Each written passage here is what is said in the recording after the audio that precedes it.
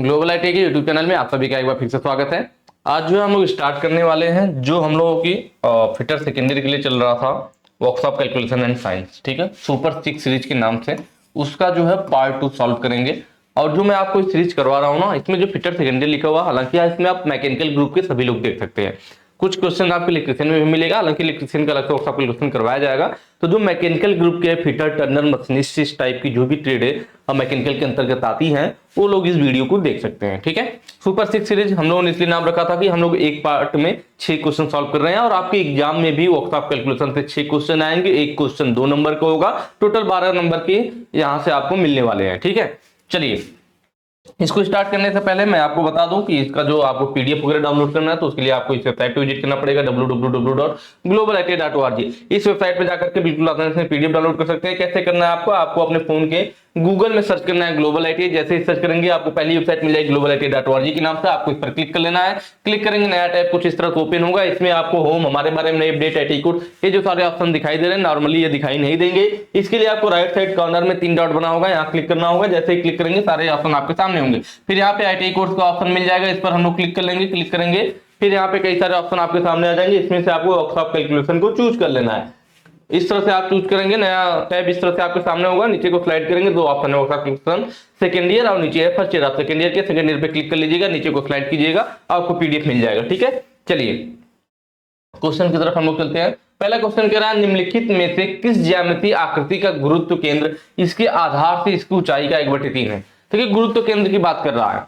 गुरुत्व केंद्र centre of gravity की बात कर रहा है। किसकी बात कर रहा है कि कौन सा इसमें से ऐसा है जिसका गुरुत्व केंद्र उसकी आधार से इसकी ऊंचाई का 1/3 होता है। ठीक है, तो देखिए जो गुरुत्व केंद्र होता है ना, जिस पदार्थ में द्रव्यमान होता है ना, उसमें सेंटर ऑफ ग्रेविटी होती है, गुरुत्व केंद्र होता है। और जो हमारे वृत्त हो गए, त्रिभुज हो गए, वर्ग हो गए, ये हमारी क्या होती है, यह हमारा जो 2D वाली आकृति है, इनका जो है इनमें क्षेत्रफल होता है। इनका क्या, इनमें द्रव्यमान नहीं होता है, इनमें क्षेत्रफल होता है। तो इनका जो गुरुत्व केंद्र होता है उसे हम लोग सेंट्रॉइड भी बोलते हैं। क्या बोलते हैं? सेंट्रॉइड, मतलब केंद्रक।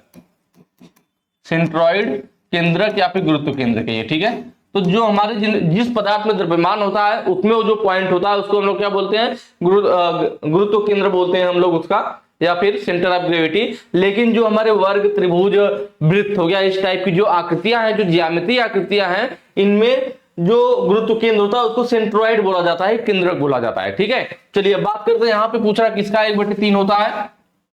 तो देखिए जो त्रिभुज होता है हमारे पास, क्या होता है, त्रिभुज, इस तरह से त्रिभुज होता है ना, तो त्रिभुज का जो गुरुत्व केंद्र होता है वह कहाँ होता है। तो मान लीजिए अगर त्रिभुज की जो ऊंचाई है कितनी है, मान लीजिए त्रिभुज की ऊंचाई h है। त्रिभुज की ऊंचाई कितनी है, h है। तो इसका गुरुत्व केंद्र कुछ पॉइंट इसका यहाँ पे होगा जो कितना होता है, तो उसकी ऊंचाई का क्या होता है, उसकी ऊंचाई का 1/3 मतलब EH/3 कह सकते हैं। त्रिभुज का गुरुत्व केंद्र कहाँ होता है, जो उसके आधार से उसकी ऊंचाई जो है, तो आधार से उसकी ऊंचाई का 1/3 के, या ऊंचाई का 1/3 के, इसलिए H/3 लिखा है, या यह सही 1/3 के ना, ये हो गया हमारा ऊंचाई का 1/3 हिस्सा जो होता है दूरी पे, वो उसका गुरुत्व केंद्र होता है। तो यहाँ पे क्या होगा, वही पूछा था कि भाई किस ऊंचाई का 1/3 किसका होता है, त्रिभुज का होता है। किसका होता है, त्रिभुज का होता है। वहीं पे कोण या शंकु की बात करें, कोण या शंकु हमारा कुछ इस टाइप से होता है ना, उसमें बेस नीचे इस तरह से वृत्त वाली आकृति का थोड़ा होता है।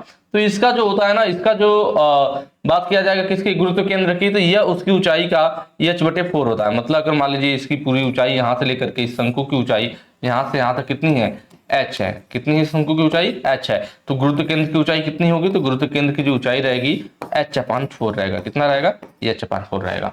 तो दोनों ध्यान रखिए, त्रिभुज में H/3 और वहीं कोण या शंकु का पूछे तो उसके आधार से जो उसकी ऊंचाई का 1/4, ठीक है, H/4 दूरी पे जो है इसका केंद्रक होगा, या कह लीजिए गुरुत्व केंद्र होगा। दोनों का क्लियर हुआ, शंकु वाला भी और त्रिभुज वाला भी। वर्ग की बात करें, देखिए वर्ग की बात करें या आयत की बात करें, ठीक है, वर्ग की बात करें या आयत की बात करें, इनका जो केंद्रक होता है ना, तो जो आयत हमारा इस तरह से बन गया, वर्ग हमारा चारों भुजाएं बराबर बन गई। तो इनका जब विकर्ण एक दूसरे को जिस पॉइंट पे काटता है, इनका विकर्ण एक दूसरे को जिस पॉइंट पे काटता है वह इनका क्या हो जाता है, केंद्रक हो जाता है या गुरुत्व केंद्र हो जाता है। ऐसे वर्ग का भी विकर्ण एक दूसरे को जिस पॉइंट पे काटेगा वह इसका केंद्रक हो जाएगा।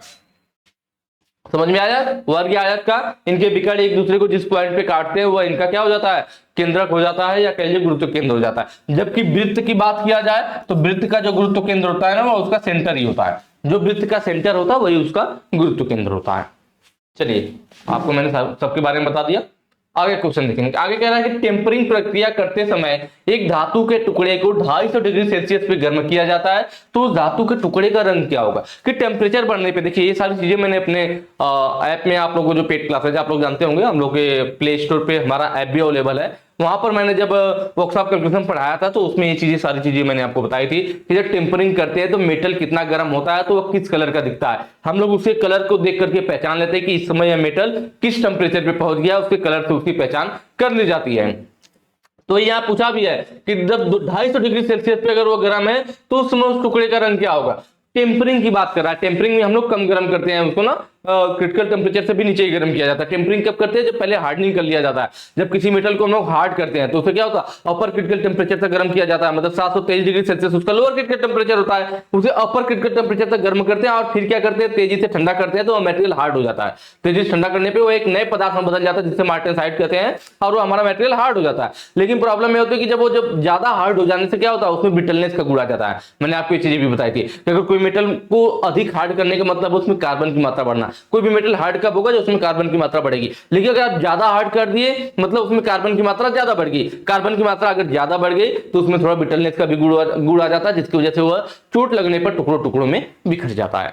ठीक है, तो उस एक्स्ट्रा बिटलनेस, जो ज्यादा हार्ड होने की वजह से जो एक्स्ट्रा बिटलनेस का गुण आ गया है, उसी को समाप्त करने के लिए टेम्परिंग किया जाता है। टेम्परिंग पे लोअर क्रिटिकल टेम्परेचर से नीचे गर्म करके ठंडा करते हैं, जिससे उसके अंदर जो अतिरिक्त भंगुरता आई हुई है वह समाप्त हो जाती है, वो हमारा मेटल फिर यूज का हो जाता है।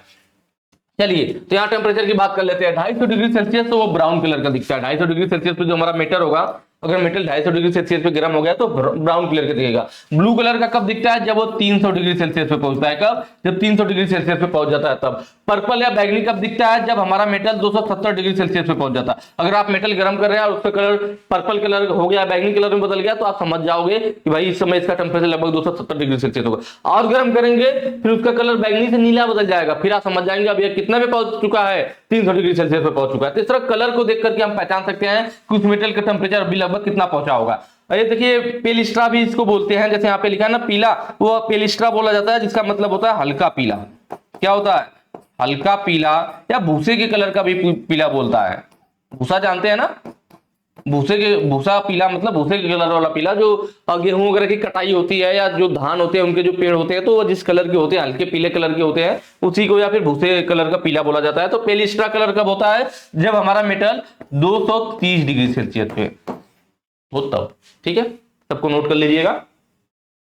चलिए आगे कह रहा है मशीन भागों में घर्षण को कम करने के लिए किसका उपयोग किया जाता है? कह रहा है मशीन के भागों में जो मशीन के पार्ट्स है उनमें फ्रिक्शन को कम करने के लिए किसका उपयोग किया जाता है? देखिए फ्रिक्शन होता क्या है? जब मशीन के पार्ट्स घूमते हैं, भाई जब कोई भी मशीन का पार्ट रोटेट करेगा, घूमेगा, एक दूसरे पे स्लाइड करेगा, तो जो दोनों पार्ट आपस में एक दूसरे पर स्लाइड कर रहे हैं, एक दूसरे के साथ, जैसे बियरिंग शाफ्ट एक दूसरे के साथ घूम रही है, तो दोनों पार्ट जब आपस में एक दूसरे पे स्लाइड कर रहे हैं या घूम रहे हैं तो उनमें फ्रिक्शन होता है। मतलब जैसे भाई कोई भी अपने दोनों हाथों को आपस में रगड़िए तब भी कहीं ना कहीं थोड़ा बहुत फ्रिक्शन लगता है, जिससे आपके हाथ जल्दी जल्दी रगड़ेंगे क्या गर्म हो गया। गर्म क्यों हो गया? क्योंकि दोनों हाथों के बीच में फ्रिक्शन लग रहा था। यहीं पे अगर बीच में ऑयल लगा लीजिए, तेल लगा लीजिए, फिर रगड़िए तो बहुत तेजी से स्लिप करेगा, उतना जल्दी गर्म नहीं होगा, नहीं उतना फ्रिक्शन काम करेगा। मतलब अभी आपका थोड़ा ऐसे ज्यादा फोर्स लग रहा है हाथ को आगे पीछे करने में, तेल लगा लेंगे बहुत आसानी से स्लिप करेगा, तो फ्रिक्शन कम हो गया। तो फ्रिक्शन का काम यही है कि दोनों पार्टों के बीच में वो क्या करता है, जब दो पार्ट स्लाइड करते हैं तो उनके बीच में जो उनको रुकावट उत्पन्न कर रहा है, जो बाधा उत्पन्न कर रहा है स्लाइड करने में, वही फ्रिक्शन होता है। तो अगर किसी मशीन में फ्रिक्शन होगा तो देखिए, एक तो आप मशीन में जो पावर देंगे, मान लीजिए मशीन रोटेट हो रही है, आपने मशीन को पावर दिया, तो जब मशीन का पार्ट घुमा तो जो दो पार्टों के बीच में फ्रिक्शन हुआ, जो पार्टों के बीच में रगड़ हुई, उसमें हमारा जो पावर बेकार चली गई ना, क्योंकि उस फ्रिक्शन से तो हमें कोई फायदा हुआ नहीं, हमने जो पावर दिया उस फ्रिक्शन की वजह से उसमें नुकसान चला गया। तो एक तो यह दिक्कत हो गई। दूसरा, अगर मशीनी पार्ट आपस में घिसेंगे, फ्रिक्शन करेंगे, तो फ्रिक्शन करते करते धीरे क्या होगा, मशीन के पार्ट आपस में घिस जाएंगे, फिर वो टूट फूट हो जाएगी, फिर हमें नया पार्ट बदलना पड़ेगा। तो फ्रिक्शन से दोनों तरफ से हमें नुकसान ही है। तो हम एक कोशिश करते हैं कि फ्रिक्शन बिल्कुल खत्म तो कर नहीं सकते, कि फ्रिक्शन कम से कम रहे, फ्रिक्शन कम से कम रहे। तो फ्रिक्शन को कम कैसे करते हैं, तो उसके लिए हम लोग उसमें क्या करते हैं, उसमें यूज करते हैं स्नेहक लुब्रिकेंट, लुब्रिकेंट के रूप में ऑयल ग्रीस वगैरह यूज किया जाता है। तो यहाँ पे ऑप्शन डी सही हो जाएगा कि घर्षण को कम करने के लिए, फ्रिक्शन को कम करने के लिए लुब्रिकेशन यूज किया जाता है, लुब्रिकेंट यूज किया जाता है। ठीक है, जो हमारा मोबिल ऑयल हो गया, आपका ग्रीस हो गया, ये सब चीजें यूज की जाती है। चलिए नेक्स्ट क्वेश्चन पे चलेंगे। अगला कह रहा है कि पुस्तिका का नाम क्या है जिसमें विभिन्न दरों का संकेत दिया जाता है। ठीक है ना, what is the name of A booklet the rates of various term of income, मतलब पुस्तिका का नाम क्या जिसमें विभिन्न दरों का संकेत दिया जाता है। देखिए पहला कह रहा है प्राइस बैंक, देखिए प्राइस बैंक तो नहीं होता है, प्राइस बंच भी ये नहीं होता है हमारा। अब यहाँ पे क्या है, प्राइस टैग। देखिए प्राइस टैग क्या होता है, तो आप ये बिल्कुल सिंपल सी चीज है जो आप समझ रहे होंगे। प्राइस टैग का मतलब जैसे आप किसी मॉल में चले जाइए, वहां पे आप देखेंगे कपड़े वगैरह रखे रहते हैं। ठीक है, तो जब कई सारे कपड़े मॉल वगैरह में देखेंगे कपड़े टंगे होते हैं अपना जब पर्टिकुलर जगह पे, हर एक ब्रांड का लिख करके, इस ब्रांड का यहाँ पे, इस ब्रांड के यहाँ पे। तो आप जब जाते हो तो वहां आपको रेट पूछने की जरूरत नहीं पड़ती। आप क्या करते हैं, कोई भी शर्ट होता है वहां पे देखेंगे उसमें एक टैग लगा होता है, आप धीरे से टैग को पलटते हो और देख लेते हो कि हमारे बजट में शर्ट आने वाली है या नहीं आने वाली, इसका रेट क्या है, आप एक अंदाजा लगा लेते हो। तो वही हमारा क्या होता है, प्राइस टैग उसी को कहते हैं। मतलब हर एक इंडिविजुअल पर्टिकुलर सामान के लिए कह लीजिए इंडिविजुअल उनका क्या होता है, प्राइस टैग लगा होता हर एक शर्ट पे। अब भले ही एक ही शर्ट, एक ही टाइप के कई सारे ब्रांड देखेंगे, हर एक शर्ट पे उसके साथ उसका प्राइस टैग लगा होगा, हर एक पैंट के साथ उसका प्राइस टैग लगा होगा। किसी इलेक्ट्रॉनिक्स वाली दुकान में चले जाएंगे तो फ्रिज है, कूलर है, आपका एसी है, तो सबके साथ उनका भी प्राइस टैग लगा होता है। आप जाकर के फ्रिज या कूलर पे देख सकते हैं कि लगभग यहाँ पे प्राइस टैग कितना है, तो इससे आपको पर्टिकुलर सामान का अंदाजा लग जाता है कि उसका रेट क्या है। वही हमारा क्या होता है, प्राइस टैग होता है। प्राइस कैटलॉग क्या होता है, तो देखिए प्राइस टैग मैंने क्या बताया कि आपका शर्ट पैंट हो आपका या इलेक्ट्रॉनिक सामान में जो भी सामान है, तो आप हर एक सामान के साथ उसका प्राइस टैग लगा हुआ, आप घूम घूम के हर एक सामान पे जाओगे तब उसको आप देख पाओगे। हर एक शर्ट हर एक पैंट के पास जाकर के उसका टैग निकाल करके देखोगे कि इसका रेट क्या है। ठीक है, लेकिन प्राइस कैटलॉग में क्या होता है कि वो जितनी भी सामान है ना उनका एक सूची, मतलब दुकान में जितनी भी सामान है उनका एक सूची बनाया जाता है जिसे प्राइस कैटलॉग कहते हैं। उस सूची में सभी सामानों का या उनका नाम अंकित रहेगा, उनका रेट अंकित रहेगा कि भाई हमारी फ्रिज इतने की है, इस मॉडल वाले फ्रिज इतने का, इस मॉडल वाला फ्रिज इतने का, एसी इतने का, कूलर इतने का है। तो सबका जो है एक पुस्तिका, एक सूची बना दिया जाता है और उसमें सबका रेट अंकित कर दिया जाता है ना, रेट्स ऑफ वेरियस, मतलब विभिन्न प्रकार के जो उनके दर है, जो रेट है, उनको उस पुस्तिका में नोट कर दिया जाता है, जिससे आप सभी सामानों के पास घूमना नहीं पड़ेगा, एक ही पुस्तिका पलट करके आपको सबका रेट का अंदाजा लग जाएगा। तो वही हमारा प्राइस कैटलॉग कहलाता है जिसमें विभिन्न दर अंकित किए जाते हैं। तो ऑप्शन डी यहाँ पे सही हो जाएगा। ये पूछा भी था कि पुस्तिका का नाम क्या जिसमें विभिन्न वेरियस टाइप ऑफ रेट से विभिन्न दरों को संकेत को अंकित किया जाता है, तो प्राइस कैटलॉग कहलाती है, मूल्य सूची कहलाती है। ठीक है, इससे जो हमारे एस्टिमेटर है, जो अनुमान लगाते हैं, जो एस्टिमेट, जो गणना करते हैं सामान का, उनको भी आसानी होता है। उनको क्या करना होगा, वो प्राइस कैटलॉग देख लेते हैं, उससे उन्हें पता चल जाता है कि शेड्यूल ऑफ रेट्स वगैरह की, भाई लेबर की रेट वगैरह सब चीजें क्या चल रही है, तो उनको एस्टिमेट करने में, एस्टिमेट बनाने में उनको आसानी होता है। अगला क्वेश्चन है, कौन सी लाइन को जीवा या जिया कहा जाता है। देखिए जीवा मैंने लिखा हुआ, जिया आपके ये क्वेश्चन में लिखा हुआ था, जो आपके एग्जाम में क्वेश्चन आया था ना, कि चूंकि वो लोग इंग्लिश को क्या करते हैं, गूगल के द्वारा ट्रांसलेट करने की कोशिश करते हैं, तो ट्रांसलेट करने पे जिया लिख दिया था, जबकि इंग्लिश में चॉर्ड लिखा हुआ। ठीक है, तो इंग्लिश वाला इसलिए ज्यादा सही रहता है, इंग्लिश वाला अगर आप पढ़ेंगे तो गलत होने का चांस नहीं रहेगा, क्योंकि आपको हिंदी में लिखे कौन सी लाइन को जिया कहते हैं, जीवा नहीं मिलेगा। जीवा मैंने अलग से लिखा था जिससे आपको समझ में, जिया लिख दिया था। अब आप सोचोगे यार इसमें जिया क्या होता है, जिया तो हम लोग साइन को जिया कहते हैं ना, तो आपको इसमें जिया क्या होता है, जिया तो समझ में नहीं आ रहा, तो इसमें आपको तुरंत दिमाग में आ रहा है कि भाई नहीं समझ में आ रहा जिया क्या है, आप इंग्लिश देखिए, इंग्लिश चॉर्ट का मतलब जीवा होता है, जिया नहीं होता है। ठीक है, जीवा होता है, तो तब समझ में आएगा। इसलिए मैंने दोनों वर्ड ले लिया कि एग्जाम में गलती से दोबारा फिर जिया लिख दे तो आप लोग कंफ्यूज नहीं होना, तुरंत इंग्लिश वाला वर्ड देखना, चॉर्ट लिखा है, चॉर्ट मतलब जीवा होता है। तो इसमें पूछ रहा जीवा क्या है, ईडी, ईडी क्या है, देखिए भाई ई ए हो गया, डी ए हो गया, यहां से यहां तक ये हमारा ईडी है। ठीक है, तो यह क्या हो गया, ये तो एक चाप हो गया ना, ये हमारा क्या हो गया, ईडी हमारा आर्क हो गया, चाप हो गया, जीवा तो है नहीं। ए बी कौन था, देखिए ए बी, जब वृत्त के परिधि पर ना दो पॉइंटों को आपस में मिलाया जाए वही हमारी जीवा कहलाती है। चाहे ए बी, यह भी हमारी जीवा है, यह भी जीवा है, यह भी जीवा है, यह भी जीवा है, मतलब वृत्त के परिधि पर दो पॉइंटों को जब जब मिलाएंगे, जो लाइन से मिलाएंगे, जो लाइन ये बनती है वो जीवा कहलाती है। वृत्त की सबसे बड़ी जीवा क्या कहलाता है, इसका व्यास कहलाता है। यह व्यास यहाँ होगा ना, इसके सेंटर पे व्यास होगा, यह वृत्त का क्या होगा, इसके सेंटर पे जो लाइन खींची जाती है वृत्त का व्यास होता है, और यही वृत्त की सबसे बड़ी जीवा कहलाती है। अगर बोला जाए कि वृत्त की सबसे बड़ी जीवा कौन सी है, तो उसका व्यास होता है। ठीक है, तो ए बी क्या हो गया हमारा, ए बी हमारी जीवा हो गई, और यही क्वेश्चन में पूछा भी था, तो यहाँ पे ऑप्शन बी आपका सही हो जाएगा, जीवा। ऑप्शन सी की बात करें, ओडी, देखिए ओ से लेकर के डी तक दूरी, क्या होगी हमारी, भाई सेंटर से लेकर परिधि तक की जो सीधी दूरी होती है ये हमारी क्या होती है, त्रिज्या होती है, जिसे आर से भी हम लोग डिनोट करते हैं। क्या हो गया? त्रिज्या हो गया। मतलब ओडी हमारा क्या है? त्रिज्या है। क्या है? त्रिज्या है। उसके बाद ओई, देखिए अब सेंटर से लेकर के यह भी सीधी परिधि तक की दूरी, ओडी लीजिए, ओई लीजिए, चाहे यहाँ पे ओएल ले लीजिए, चाहे ओबी ले लीजिए, ओसी ले लीजिए, ये सब क्या होंगे?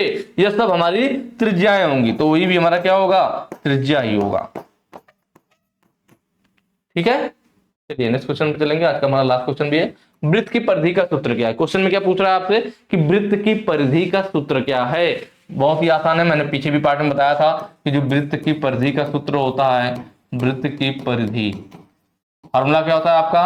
2πr। क्या होता है? 2πr। ऑप्शन देखिए, ऑप्शन सी आपका मिल जाएगा 2πr। मैंने डी के रूप में भी बताया था कि कभी कभी डी के रूप में दे देता है, तो आपको मालूम है कि जो व्यास होता है वह क्या होता है? तो त्रिज्या का दुगना होता है। मतलब दो त्रिज्याओं को मिलाएंगे भाई, यहां से लेकर के यहां तक ये टोटल क्या है? हमारा व्यास है। त्रिज्या, त्रिज्या हमारी यहां से लेकर के यहां तक, ये इतना क्या है? आर। एक आर इधर और एक आर इधर, ये दोनों त्रिज्या है। तो जब दो त्रिज्याओं को आपस में जोड़ते हैं तो वो व्यास के बराबर होता है। तो आर आर 2r, मतलब डी के बराबर 2r। तो ही मैंने लिखा है डी के बराबर 2r।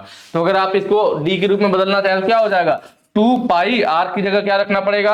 आर की वैल्यू आप रखना चाहें डी के रूप में तो आर दो इधर आ जाएगा, d/2 हो जाएगा। व्यास की आधी त्रिज्या होती है तो व्यास का आधा कर दिया हम लोगों ने, तो d/2, 2 से कट जाएगा, πd हो जाएगा। मतलब वृत्त की परिधि का फार्मूला एक ही हो गया, 2πr, या फिर व्यास के रूप में πd।